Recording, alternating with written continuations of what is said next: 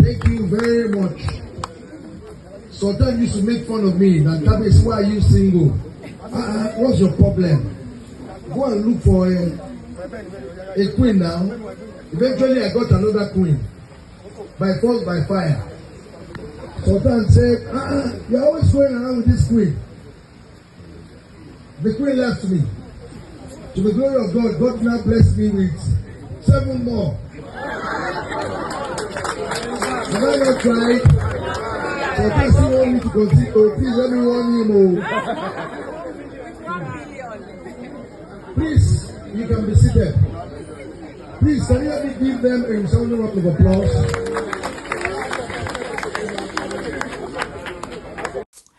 Share bí mo ṣe like Ooni of Ife tó. Àwọn nǹkan báyìí náà ló máa ń jẹ́ kí n máa cause kí ni túmọ̀ by the way, ìyàwó wo gan ni wọ́n refer to as àwọn fẹ́yàwó by fire by force. Kò lè jó lórí wúrà ọlá tèmi. Kò ń ṣòun. Naomi ló máa sọ. Naomi possibly because, you know, when he married, after Olori Wuraola left, Kábíyèsí wá single, I think for almost 2 years. So people were pushing him pé, ní fẹ́yàwó ni kò dákẹ́ má lọ lórí, kò dákẹ́ má lọ lórí. Meanwhile, àwọn girlfriend pọ̀ rẹpẹtẹ o, because it was during that period that he met Olori Tobi o. But he did not marry her for reasons best known to him. Because I remember Olori Tobi said it in one interview wípé àwọn jà ní period kan. Shortly after, Ọlọ́run ló mọ̀ bóyá wọ́n tiẹ̀ ti meet Naomi gan nígbà yẹn. Kan tó dump Tobi. Wọ́n wá lọ fẹ́ Naomi. Because relationship àwọn àti Naomi yẹn, wọ́n ròyìn pé it was very short. Ṣùgbọ́n ọmọ lọ́mọ Naomi kan ló force wọn kan fẹ́ òun. Àwọn lọ́mọ ẹni tó force wọn because me understand the ọ̀rọ̀ by fire by force yẹn. I don't understand it. Àti wípé I find it disrespectful fún ọkùnrin kó máa continually sọ̀rọ̀ nípa ex-wife ẹ̀ lójú àwọn present wives ẹ̀. Like, I don't understand. As a girl gan, if you are dating a man tó wá ń sọ̀rọ̀ nípa ex ẹ̀, ex mi ṣe báyìí, ex mi ṣe tọ̀hún, ex mi ṣe kókó bàbá àsásùn. Ṣé tó ò tí ì fẹ́ ọkùnrin yẹn sílé gan, ṣé àti obìnrin ṣé inú ẹ̀ máa dùn? Ká má wá bọ́sibọ́sí obìnrin tí ẹ ti fẹ́, ẹ dẹ̀ fẹ́ gbogbo wọn níṣu lọ́kà. By the way, Sherry wípé this is the first time tí Kábíyèsí máa refer to 7th wife wọn. 7th wife tí wọ́n refer to yẹn is that Empress Madani. Remember that lady yẹn ti gbé rẹ̀ jáde láti bí last year. Tẹ́ ẹ bá dẹ̀ notice gbogbo events tí wọ́n ń ṣe láti ìgbà tí wọ́n lọ sí kíní kan AI mall àbí kí lọ sí Lagos yẹn. Ẹ máa rí wípé woman yẹn wà present all the time ni. And àwọn camera gan náà ń gbé kiri. Ó kàn jẹ́ pé òun ń jókòó sí ibi tí àwọn olórí tó kù wà ní. In fact, mo rí wọn ní ọlọ́jọ́ festival ńgbà yẹn.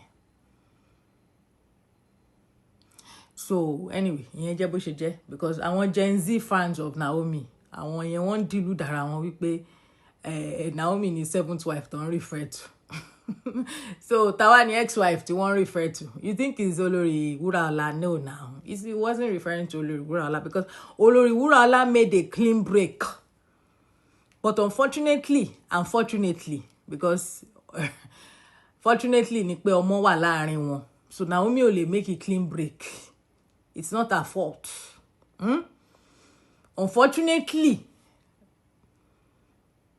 torí kò lè make a clean break yẹn. Somehow, wọ́n máa interact. In fact, Naomi yẹn bó ṣe máa fọ́kọ, Ọlọ́run nìkan ló máa ṣàánú ẹ̀. Because I noticed that anytime tí Kábíyèsí bá fẹ́ ṣí nǹkan, ẹ mọ̀ pé ìgbà tó ṣí mall kan náà, àbí kí ló ṣí estate kan l'Ákúrẹ́ náà, ó lọ síbẹ̀ pẹ̀lú ọmọ ẹ̀. Eléyìí tí wọ́n tún ṣe ní Lagos náà pẹ̀lú ọmọ ẹ̀. Bó ṣe máa rí nìyẹn tó bá ti bímọ fọ́kùnrin. Tó bá dẹ̀ jẹ́ pé ọkùnrin yẹn ó sì ní relationship pẹ̀lú ọmọ ẹ̀ dẹ̀ sì kéré bó ṣe máa rí nìyẹn ẹ sì máa interact ibi tí problem àti wà ń sìn tí Naomi bá fẹ́ ọkọ tọkọ ẹ̀ bá jẹ́ ẹni tó jẹ́ pé ara ẹ̀ máa ń gbóná kò ní like ẹ̀ because some people believe that tíyàn bá ti jẹ́ ex ẹ̀ unfinished business wà láàrin yín but anyway that's not what I'm referring to. So I'm just saying that ẹ̀yin tẹ́ máa ń gbé news kiri tẹ́ máa pariwo Naomi ti wà palace Naomi ti ṣe kinní kan ẹ má tanra yín Naomi ò padà sí palace kankan. Some people even told themselves pé kò kọ̀ gbé nínú palace mọ́ ni wọ́n ra ilé kan fún ta tó ń gbé ẹ má tanra yín mi ìwà lè sọ o wọ́n lè padà o lọ́la o wọ́n lè padà lọ́la o mi lè sọ o torí mi lè sọ pé never say never do you understand mi lè sọ I don't know if Naomi is still interested. As for Kabiyesi, I would not even advise Naomi to tarry sí torí bí ó ṣe lọ yẹn tí Kabiyesi dẹ̀ continue láti máa refer to her yẹn ìyẹn gangan ló dájú because it just shows that he's not comfortable with the decision he made. Bẹ́ẹ̀ni, that polygamy that Kabiyesi ń ṣe fún yín yìí, he is not comfortable with it. He is not. Some people have said that he's always shading her. I don't think so. Some people believe that he's shading her. Wọ́n boasting pa àwọn ìyàwó wọn. That is not what I am hearing. Oh. Do you understand? Because tó bá fẹ́ ṣe birthday, anytime tó bá ti need láti acknowledge àwọn ìyàwó wọn ló máa ń sọ̀rọ̀ yìí. So how can that possibly be a shade to Naomi? He is the one who has refused to let go of the past and move into the presence. It's not even the fault of the women he married. Because it's because they are now kinika. Wọ́n fẹ́ yàwó bí méje, gbogbo wọn papọ̀, wọn ò tó ẹyọ kan. Don't delude yourself. It's not about the women. It's about him. What I see here is a man that is trying to explain to the world pé ìdí tí mo ṣe fẹ́ ìyàwó méje rèé o. Do you understand? Ooni of Ife seem to me like ọkùnrin tí ó wà comfortable pẹ̀lú polygamy. He's not. Hold on. Torí nǹkan tẹ́yìn èèyàn máa ń pè ní polygamy kò ń ṣe òun ní polygamy. Pé èèyàn fẹ́ yàwó púpọ̀ ìyẹn gangan ni polygamy bí ìtàwọn ń ṣe. Ṣùgbọ́n irú nǹkan tí Ooni of Ife like kan máa ṣe bẹ́ẹ̀mi ṣe passive ẹ̀ pẹ̀lú bọ́n ṣe máa ń sọ̀rọ̀ yìí. Òun ni wípé kọ́ ní bí ìyàwó kan tó máa gbé kiri. Ṣùgbọ́n kọ́ wá ní àwọn under G babes. Yes, àwọn side chick rẹpẹtẹ. Àwọn yẹn máa wà content láti remain in the shadow. Yes. And this is why you see that anytime tó bá ń ṣe event tó bá need láti sọ̀rọ̀ nípa àwọn ìyàwó wọn, he would always refer to bí èèyàn kan ṣe fi àwọn sílẹ̀ tó wá jẹ́ wípé àwọn ò ní choice other than láti fẹ́ ìyàwó rẹpẹtẹ. Some of you think that he is boasting, but brain ti tèmi òdìkejì ló ń lọ. It's not boasting. He's just explaining to the world why he has many wives. Ṣé ẹ understand mi bẹ́ẹ̀ yẹn? Nǹkan tèmi rí nìyẹn o. Opinion ni o. I'm not saying that that's what he is doing o. Opinion tèmi ni because tell me kí ló dé tó ṣe jẹ́ wípé láti ìgbà tí Naomi ti lọ, in fact ọdún wo ni Naomi lọ yẹn náà? Ṣé 2021 àbí 2022? Ó dà pé 2021 bí time bí December yẹn náà ni period tí lady yẹn tó walk away, right? But mo wá notice pé after ọdún 2021 yẹn tó wá fẹ́ àwọn ìyàwó wọn yẹn ní 2022, each time tí Kabiyesi bá ti gbé mic tó bá ti fẹ́ sọ̀rọ̀ nípa àwọn ìyàwó wọn, ọdọọdún ló máa ń ṣe o, especially lọ́jọ́ birthday wọn wọ́n máa ń sábà ń ṣe.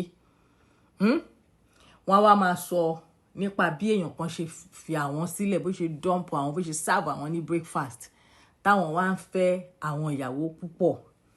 Ẹ̀yin tẹ́ ń wo ọ̀rọ̀ yẹn on the surface, ẹ máa wo wípé is boasting, and some people will be saying that oh, he's shading Naomi. No, he's simply explaining to people pé ìdí tí mo ṣe fẹ́ ìyàwó púpọ̀ rèé. But does he really need to explain to us? Do we need to know? It is not our business. Ẹ̀yin lẹ lára yín. Of course, àwọn ló lára wọn now. It was his decision to marry many wives. Ṣé mo parọ́ ni? So every time tí wọ́n bá ti ń sọ̀rọ̀ yẹn, inú máa ń gbé mi o. Máa wò pé kí ló dé? Why tẹ́ ṣe tún sọ? Just appreciate your wives. And you know, let this thing go. Because to me, all of this, nǹkan tí kábíyèsí ń ṣe, àwọn gan wọ́n set àwọn ìyàwó wọn up for dragging. So to be honest, I find what he does disrespectful. So àwọn ìyàwó yẹn mo pity wọn. And to imagine that ibi tí Ooni of Ife títí wá, ṣebí èyí tó máa ń ṣe tẹ́lẹ̀, wọ́n máa ń sọ nínú palace wọn. Bóyá wọ́n ṣe birthday, you understand? Ọjọ́ birthday wọn ló máa ń sábà ń sọ ọ̀rọ̀ yẹn. Àbí during ọlọ́jọ́ festival, ṣe mọ̀ tó bá dé from 7 days seclusion, ló máa ń sábà ń sọ irú àwọn nǹkan bẹ́ẹ̀ yẹn. But this time around, guess ibi tí wọ́n ti sọ, ibi tí wọ́n ti launch Ile Ife campus of Ojaja University, àbí Ojaja University tí wọ́n ní ó dà pé Kwara State, wọ́n wá sí campus mi sí Ile Ife. Ẹ wá pé àwọn èèyàn jankan síbẹ̀. Ibẹ̀ lẹ́tú tí wá ń sọ irú nǹkan tẹ́ ń sọ yẹn. How disrespectful to the women in his life. Ọdún àwọn èèyàn náà mi pity wọn o. Ṣé rántí pé àwọn obìnrin yẹn, ìmí inú wọn ló kọ́kọ́ bẹ̀rẹ̀ sí ní máa gbé rẹ̀ síta kó tó di pé Naomi gan ó kúrò ní palace. Ṣebí Ashley ló kọ́kọ́ wá introduce rẹ̀ sí wa. Wọn dẹ̀ tí ìfẹ́ ń gbà ẹ́. But in fairness to her, she claims that they've been engaged for many years. But the engagement kò kí ń ṣègbéyàwó. Nígbà tí Naomi wà ní palace, mo rántí pé Ashley, I don't dislike her because she shares, you will bear the same name. Ṣé mo pé mo ń jẹ́ Fọláṣadé, òun náà dẹ̀ ń jẹ́ Fọláṣadé. So because of that, I like her. So don't get me wrong. But what I remember vividly ni pé nígbà kan tó bá ń ṣe ọlọ́jọ́ festival báyìí, Ashley ló máa ń wà ńbẹ̀. Wọn ò dẹ̀ tí ì fẹ́. Kódà tó bá ń jó lójú agbo báyìí, òun náà máa ń kó àwọn ọ̀rẹ́ wá tó máa ná owó fún. So bí ìgbà tó jẹ́ pé ó máa ń bá Naomi share stage nígbà yẹn ni. So nǹkan tí kábíyèsí ti ń ṣe tipẹ́tipẹ́ ni kó tó di wípé àkàrà wá tú sépo. Ọmọ yẹn rìn wòwò. And this is why he's always trying to explain to people pẹ̀lú every opportunity tó bá rí láti jẹ́ kó mọ̀ wípé mo ti try monogamy rí o, kò work ni o, ni mo ṣe wá ń try, ni mo ṣe wá ń ṣe polygamy nsìn. Ṣùgbọ́n ẹ̀yin tẹ́ ẹ̀ fi bẹ́ẹ̀ láròjinlẹ̀, ẹ sọ wípé he's boasting. He's not boasting. He seemed to me like a man that is crying for help. He is ashamed. Not ashamed of his wives, but ashamed of pé àwọn níyàwó rẹpẹtẹ.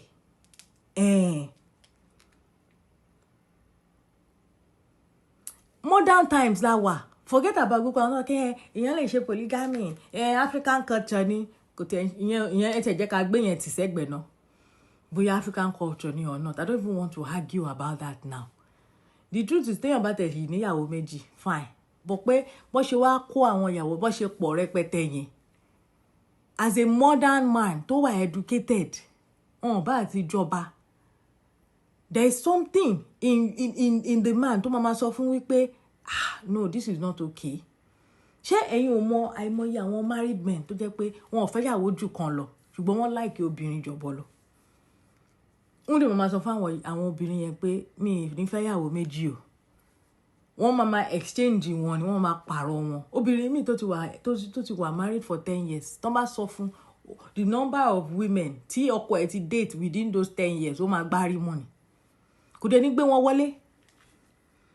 Ṣé ẹ rántí olórí Sekina tí ń gbà yẹn? Ṣé bí wọ́n ṣe interview kan tó sọ pé láti ilẹ̀ náà àwọn mọ̀ pé ọkọ àwọn wọ́n fẹ́ kàn máa ń ní oríṣiríṣi girlfriend.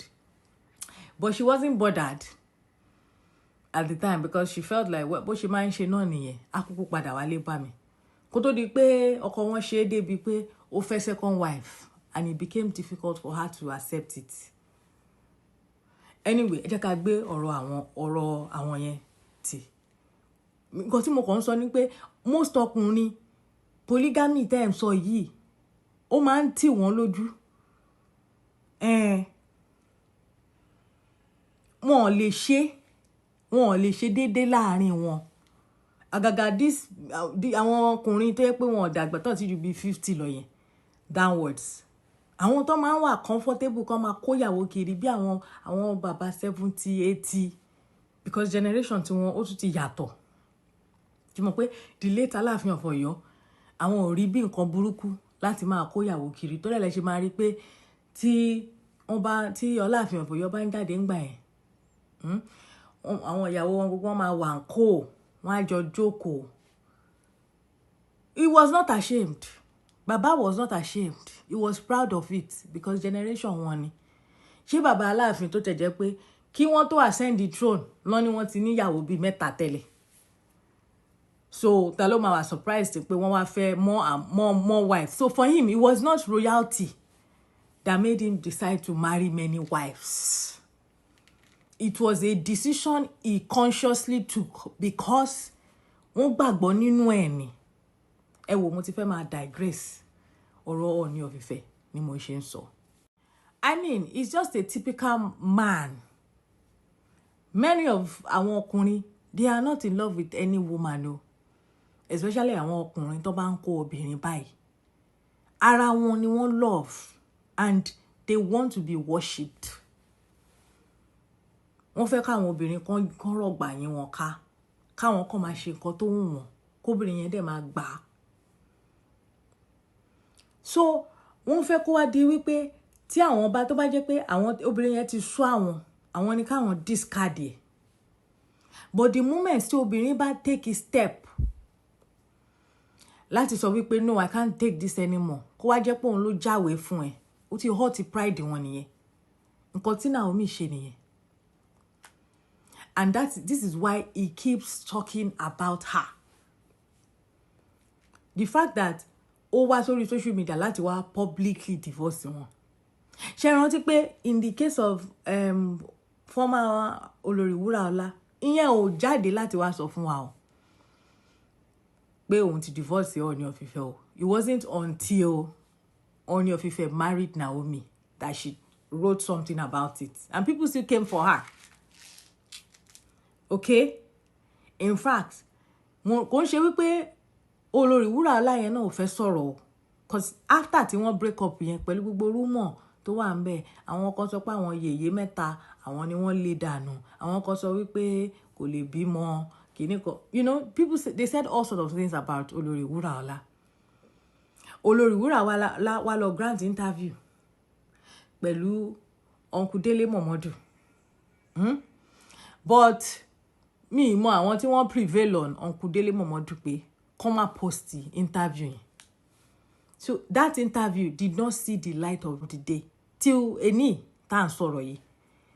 Torí pé mo mọ̀ pé nínú interview yẹn ẹni yìí àti tú kẹ̀kẹ́ ọ̀rọ̀ sílẹ̀. Wọ́n dẹ̀ wò wípé Ooni of Ife olórí aládé gbogbo, the most respected monarch in Yoruba land. Àwọn nǹkan tí ìyàwó ẹ̀ sọ pa yìí ayé ò gbọ́dọ̀ gbọ́ sí. Wọ́n á pa lẹ́nu mọ́. But Naomi's own, people were not even aware wípé irú nǹkan bẹ́ẹ̀ yẹn ṣẹlẹ̀. Ṣé mọ̀ ọkàn wọn ti balẹ̀ pé Naomi ti bímọ. Naomi nígbà tó dẹ̀ fẹ́ Ooni of Ife kẹ̀ ọmọ kékeré ni just 25. Wọ́n ti wò pé pẹ̀lú àwọn ló tún dá lọ́lá. Ṣé mọ̀ pé òun kò ìyá àwọn àti àwọn òbí ẹ̀ wọn kì í ṣolówó. So pé pẹ̀lú gbogbo nǹkan tó enjoy yẹn pẹ̀lú gbogbo kíní, nobody imagined that Naomi máa ṣe nǹkan tó ṣe yẹn. Ìyẹn gan ò tún sọ kò tún fi bẹ́ẹ̀ sọ̀rọ̀ fún wa o. Ṣebí ó kàn sọ fún wa wípé two-faced person ni kábíyèsí. Pé bọ́n ṣe rí níta kọ́ ló ṣe rí nínú ilé. And that lady was right. Because nínú ilé wọ́n ní oríṣiríṣi girlfriend tó ń rọ̀gbà yí wọn ká. Ṣùgbọ́n níta ìyàwó kan ṣoṣo ni wọ́n ń ṣò fún wa. So fún ẹ̀yin tẹ́ máa ń pariwo, oh, he's still in love with Naomi. Ẹ̀yin lẹ mọ̀ o. Ẹ̀yin lẹ mọ̀. Ẹ sọ fún Naomi náà kó náà lọ tẹ́rí sí. That's when òun náà máa mọ̀ pé òun ò jẹ́ nǹkan kan lójú irú ọmọkùnrin báyìí.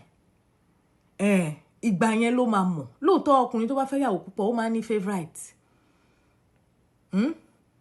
But Naomi cannot possibly be his favourite because if he was in love with her, why? Tó ṣe jẹ́ wípé gbogbo àwọn ataché, àwọn obìnrin oríṣiríṣi yẹn, wọ́n wà pẹ̀lú wọn náà still. Jẹ́ sọ fún ẹ gbogbo àwọn obìnrin tí kábíyèsí ò fẹ́ yẹn. Ẹ jẹ́ kí n sọ nǹkan tí mo perceive pé even though he was engaged to them, he did not marry them. He married Naomi. First of all, most of àwọn obìnrin tí wọ́n wà engaged sí bí olórí Adérónkẹ́, olórí Ashley, olórí Tèmítọ́pẹ́, gbogbo wọn tí wọ́n ti jọ wà. Àwọn mẹ́tẹ̀ẹ̀ta tí mo sọ yìí single mother ni wọ́n ti bí àwọn ọmọ. Ṣé bí Ashley sọ ó nígbà tó òun meet kábíyèsí pé bí ọmọ òun ṣé ó sọ pé ọmọ òun yẹn ò tí ju 1 àbí 2 lọ ni nígbà náà. So ọmọ òun young. So wọ́n máa wò pé kí ni ká ti gbọ́ pé ìyàwó tí Ooni of Ife fẹ́ single mother ni. Olórí Mandanike ìyẹn ò tiẹ̀ sínú ẹ̀. Ìyẹn ò tiẹ̀ sínú ẹ̀ rárá. Because ìyẹn màmá nìyẹn. Ìyẹn dàgbà. Ìyẹn 7th wife. Olórí Tóbilọ́ba, he could have married her. But he probably didn't because wọ́n feel wípé ojú ìyẹn you know, she's worldly. Do you understand? Because ìyẹn ó lajú.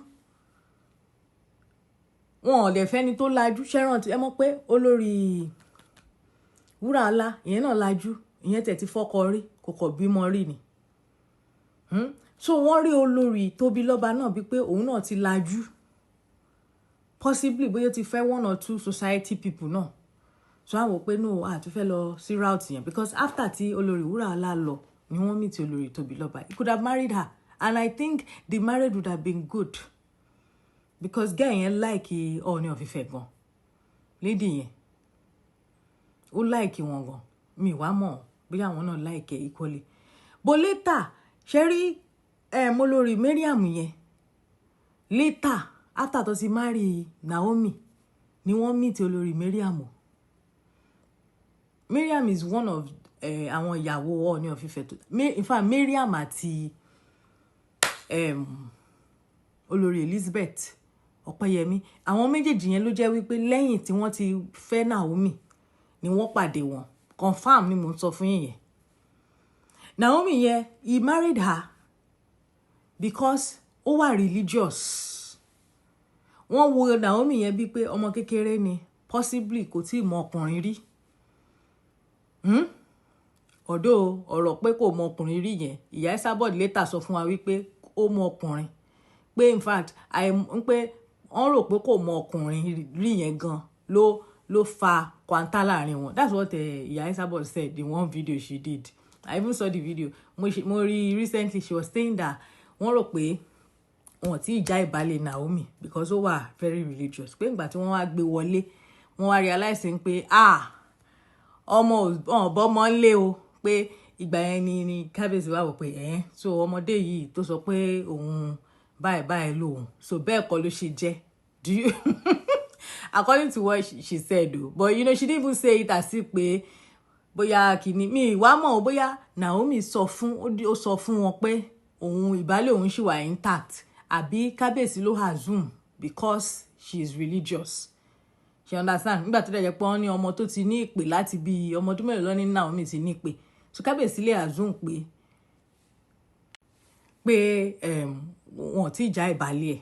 You understand? But ibẹ̀ yẹn kọ́ ni mò ń lọ. My point is that kò ń ṣe pé wọ́n fẹ́ Naomi torí pé wọ́n wà in love. He saw her, she's so beautiful, and he fell madly in love. No. Ó fìtì nǹkan tí wọ́n like physically. Ẹ lọ wo gbogbo àwọn ìyàwó tí Ooni of Ife ti fẹ́ tẹ́lẹ̀. First wife wọn, Lady Bukola yẹn. Ẹ wò náà bó ṣe rí. Ìyẹn náà pupa. Ó fine dáadáa. Ó dẹ̀ slim. Ẹ wo olórí Wúràọlá. Ìyẹn náà pupa. Ó slim. Ṣé mo parọ́? Later ló wá tóbi díẹ̀. Nígbà tó máa fẹ́ Naomi náà, tẹ́ bá wo ẹ wo so Ooni of Ife ní aesthetics kan tí wọ́n like nínú obìnrin. Naomi fit into ẹ̀. Ṣé you understand? In fact, ẹni tó fit aesthetics Ooni of Ife gangan nínú gbogbo àwọn ìyàwó ẹ̀ presently òun ni olórí Tóbilọ́ba and possibly olórí Elizabeth, because olórí Elizabeth náà òun náà pupa. You understand? Ṣé rí gbogbo àwọn Ashley, Tèmítọ́pẹ́ àti olórí Adérónkẹ́ àwọn èèyàn ò fit aesthetics wọn. Ọdún olórí Tèmítọ́pẹ́ náà ó fẹ́ dàbí caramel bákan. But kò really fit aesthetics wọn. But àwọn yẹn nínú àwọn ìyàwó wọn àwọn mẹ́tẹ̀ẹ̀ta yẹn ló lápọn jù. Wọ́n lọ yàyà and they are well exposed. You know, olórí Tèmítọ́pẹ́ was a TV presenter some time ago. Ó dẹ̀ tún ti ṣiṣẹ́ ní government house ní Aláùsárí. So ó wà exposed nínú pé ká máa attend to àwọn dignitaries. So wọn ò lè fọwọ́ rọ́ sẹ́yìn. Olórí Ashley kẹ̀ ìyẹn bẹ. Olórí Adérónkẹ́ because she's into fashion. So she has also had the opportunity to mingle and interact with people from all walks of life. So that is why tẹ́ ṣe máa ń rí wípé àwọn yẹn ni face wọn tó máa lọ front fún wọn. Tẹ́ bá rí gbogbo most of àwọn events tí Ooni of Ife, any event tó bá ti ní ṣe pẹ̀lú bóyá nǹkan bóyá ó wà intellectual, ẹ máa rí wípé ìdá olórí Tèmítọ́pẹ́ àbí olórí Adérónkẹ́ ló máa ń sábà rán lọ síbẹ̀. Ṣé you understand? Nǹkan tó bá ní ṣe pẹ̀lú àṣà wọ́n máa gbé àṣẹ ló máa rán lọ. Nǹkan tó bá ní ṣe pẹ̀lú just society kìíní wọ́n máa rán olórí Tóbilọ́ba lọ síbẹ̀. I have hardly seen olórí Elizabeth kó lọ represent wọn anywhere because ìyẹn dàbí pé ó máa ń wà báwo ni màá ṣe sọ náà. I wouldn't say that she's shy. Do you understand? But she likes to be in the background. So bó ṣe jẹ́ nìyẹn. Naomi fit into aesthetics irú nǹkan tí kábíyèsí fẹ́ ni. Àwọn tó like kan máa showcase. Do you understand? He's a man. He's an handsome man, but he also likes a beautiful woman. He's a man who believes that certain women look good. Right? So irú àwọn obìnrin bẹ́ẹ̀ ló máa ń fẹ́. But bóyá ìràwọ̀ wọn ò dẹ̀ bá àwọn obìnrin bẹ́ẹ̀ mú. Ṣé mọ̀ pé ó ní máa nǹkan tó ti sọ̀rọ̀ kan rí ó ní bí tiẹ̀ ní ìsọkúsọ wo ló ń sọ ó ní ìràwọ̀ Ooni of Ife ò bá ìyàwó pupa mu. Ó dẹ̀ máa fẹ́ ìyàwó pupa pé ìyàwó dúdú ló yẹ kó fẹ́. Ṣùgbọ́n presently èèyàn kan péré ló dúdú nínú wọn o. So gbogbo atótónu mi ni wípé Ooni of Ife should learn to respect his wives. Ẹ ti wọ polygamy yẹn ti wọ. Many people may not understand, but some of us do. Do you understand? Èmi understand. I may not agree with his decision. Because, first of all, Naomi gonna be third wife ni now. Ìyàwó alákọ̀ọ́kọ́ lọ, ẹlẹ́kejì lọ. Wọ́n fẹ́ Naomi as third wife. Ká ṣe sọ pé àwọn méjì tó kù yẹn ò bímọ fún wọn. at least Naomi bímọ. So mi ò feel wípé ó yẹ kí ìgbéyàwó yẹn sáré forí ṣánpọ́n bẹ́ẹ̀ yẹn. There has to be something he's doing wrong. But ní ìgbà tí àwọn ìyàwó yìí ń lọ, I don't think that people sat him down or he sat himself down to think about wípé kí làwọn ń ṣe táwọn obìnrin yìí fi ń kúrò lọ́dọ̀ àwọn. Wọn ò ṣe bẹ́ẹ̀, rather wọ́n máa tún gbé ìyàwó mi, wọ́n á tún gbélé èyí tó lọ. This time around wọ́n wá wò wípé ká tiẹ̀ fẹ́ púpọ̀, ká fẹ́ púpọ̀ so that gbogbo wọn ṣàkúkú ní lọ tán, tí kan bá lọ àwọn kan á ṣì kú. And that is exactly what is playing out. But Kabiyesi does not like it. Nobody forced those women on him. They were women that he was already willingly dating anyway. Àwọn èèyàn kan advice tí wọ́n ní pé ṣe báyìí nígbà táwọn ìyàwó dúró ńlé yín. Anyway, ibi tẹ́mi máa fi àdàgbà ètò rọ̀ sí nìyẹn.